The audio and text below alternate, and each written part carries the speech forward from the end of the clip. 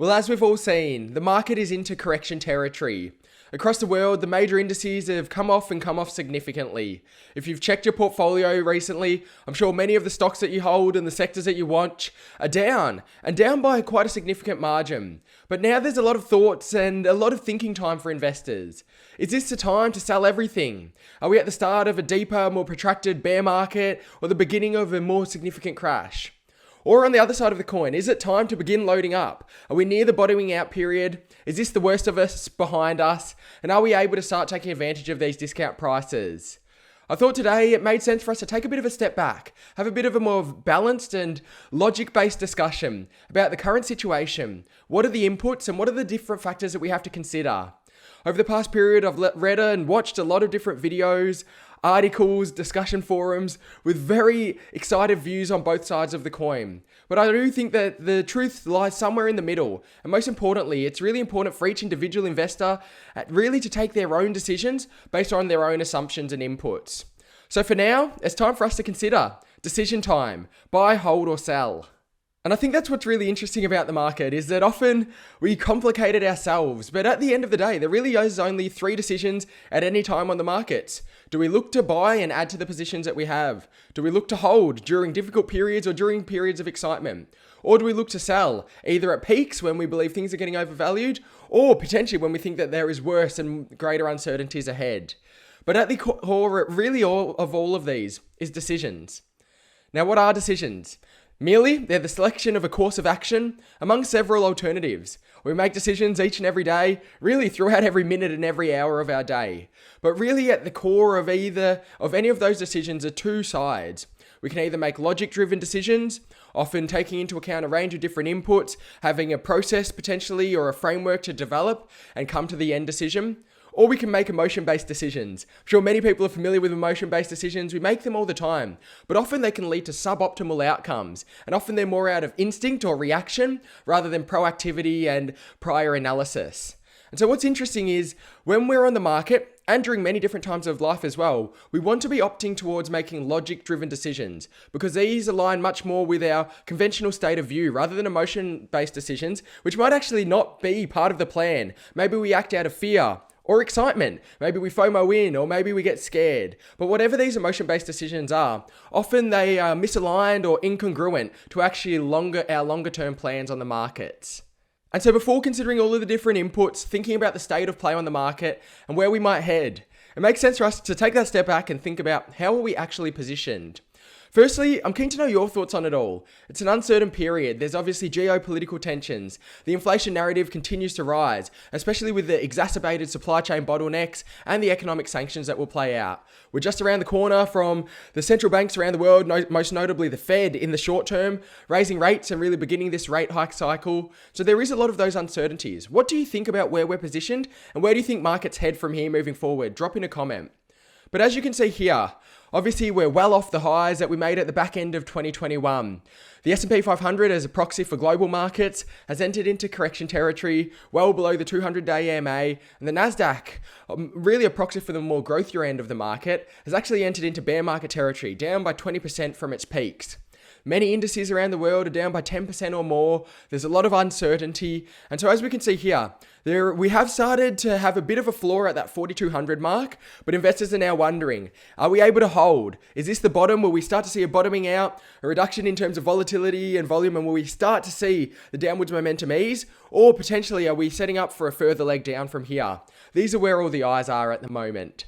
And so when considering the correction that we're currently in, of course, everything must be considered in context. This is not the first correction that we've ever had, and it definitely won't be the last. So it makes sense for us to have a look at the data and actually get a bit of an assessment of, okay, what are corrections and how often do they happen? Now, for a bit of a definition, corrections are often defined as a 10% fall from peak to trough. You'll hear about bear markets, they're 20% from peak to trough. And then the crashes that often people discuss, they're 30% from peak to trough. We can see here on the left, just using some Recent data, we can see here that every 1 or so years, we're going to see a pullback of 5% or so. Every 1.5 years, which is not that often, which is not that significant, and it is quite often, we're going to see a correction.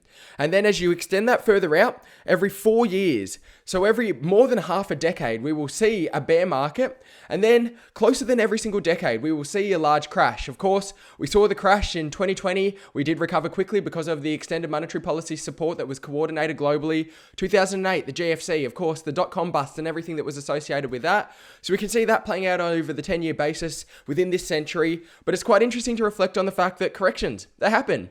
They're a natural part of functioning markets. They're happening every 1 to 2 years. And so it's not as if this is going to be the first one, and it's definitely not going to be the last. You can see here on the right, there's a bit of an indication about how often they occur. On average, they occur for around about 4 months. On average, the decline is about 13.5% from peak to trough. For a bit of a context as well, we're currently in the third month of this correction now from the back end of 2021. And of course, depending on which indice you're looking at, we're deeper than that 10% mark, but especially on the S&P 500, we haven't reached that bear market territory yet at the 20%. And so many people are wondering, is it time to sell? I've watched a lot of videos recently about, is this the beginning of a much more significant, deeper crash? Are we heading into the 10-year crash, the super crash, the end of a major cycle? And of course, anything's possible. The markets are merely a balance of probabilities. Nobody knows with any certainty about exactly where things will head, and everybody's probabilities are going to be weighted differently, contingent on the assumptions that they have and the worldview that they're looking at the market with.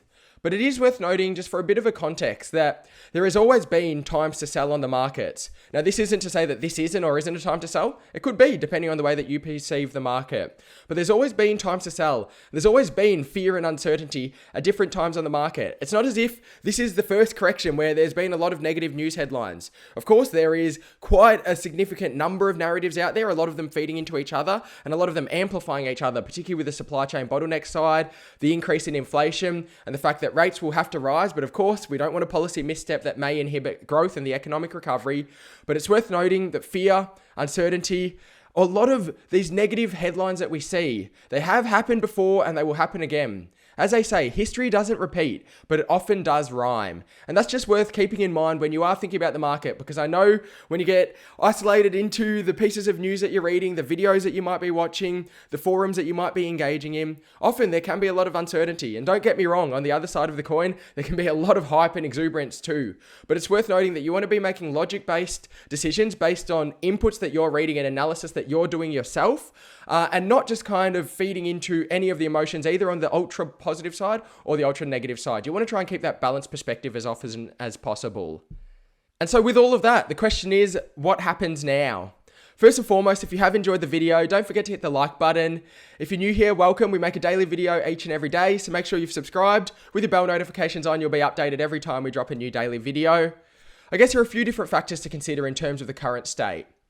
I think it's worth getting out there first and foremost. Yes, we could conceivably continue to go much lower. Anything's possible on markets, we could continue to go much lower. So that is one factor that could be considered.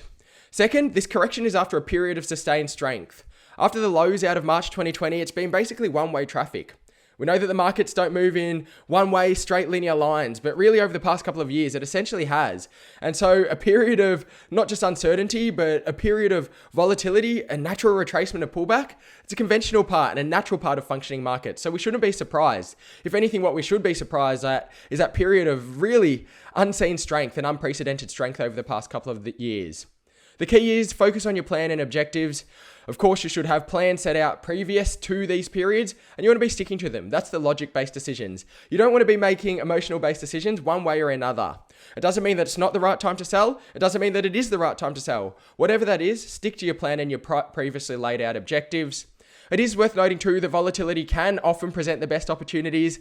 You'll often hear about many people saying, oh, if only I had that opportunity to go back to March or April 2020, the stocks were so much cheaper then. Or, oh, if only we could get back to that back end of 2018 when there was a lot of uncertainty, so much fear in the technology sector, and of course the trade sanctions and everything that was going on. Wish we could take advantage of that. And so often volatility can present the best opportunity, but it doesn't mean that it is the best. We could go lower, as we outlined with point 1.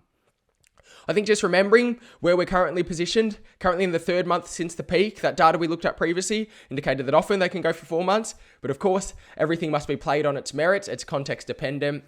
And it is worth noting as well that more macroeconomic lens, the strength and really the confidence that's been instilled has been drawn from the economic recovery and the consumer. Household savings have been very strong over the past period. The consumption and the ability for consumers so far up to now to be able to withhold and for individual companies to pass on rising price pressures and consumers to continue to consume with demand staying strong, it's been incredibly resilient. The economic recovery was in a good place, but it is worth noting that this was really prior, in a lot of the data prints, this was prior to the uncertainty with Ukraine and of course the exacerbation of supply chain bottlenecks and the economic sanctions that we've seen now. We haven't seen what will happen when we have that tax going through everything with the record high, of course, energy prices that we're starting to see. We haven't seen what will happen yet with the economic sanctions and how they will flow through and the implications that they will have for markets. So it is worth noting that the strength of the economic recovery has been very, very good throughout the past period. But now we're waiting to see, in a period where the Federal Reserve is raising interest rates, where inflation continues to go higher and higher and higher, how will the central banks handle this? Will they be able to navigate this soft landing as everybody is looking for now? And will they be able to avoid recession and really be able to keep the strength of this sustained economic recovery? It's a fascinating time. There is a lot of natural fear and uncertainty on the markets. As we can see here, the fear and greed index, it's lower than 20 at the moment, and it's been tracking in a downwards trajectory over this past period. So there is a lot of fear on the markets. And I'm sure everybody is familiar with many of the Warren Buffett quotes, but I thought it would be worth ending on this that many people are quite familiar with. Warren Buffett stated that what you want to be really trying to do is be fearful when others are greedy and greedy when others are fearful.